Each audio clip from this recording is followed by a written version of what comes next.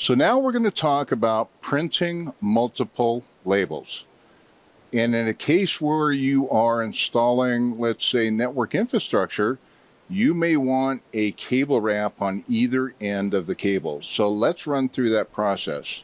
So as you can see, I'm on cable wrap right now. What I'll do is I'll put in my first identifier, A01-01. Now I'm going to go ahead and serialize this to let the machine build the job for me. So it's a serialize button down below.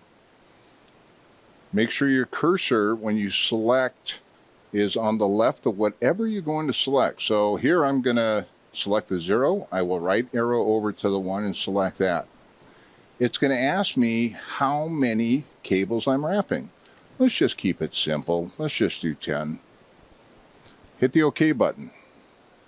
As you can see, the job is now in front of us, but I want to print multiple labels.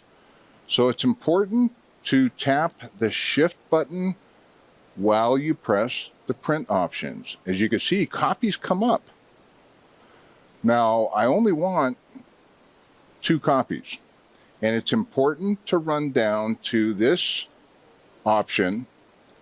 You can sort or you can stack. In this case, I want the multiple labels stacked on top of each other for easier installation. So after selecting stack, hit OK.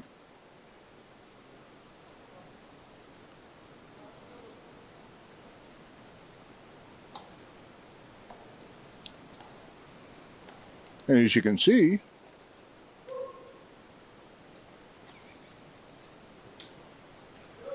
they're now stacked on top of each other. So we did 10 labels, and we will get the multiples coming out stacked on top of each other, again, for easier installation.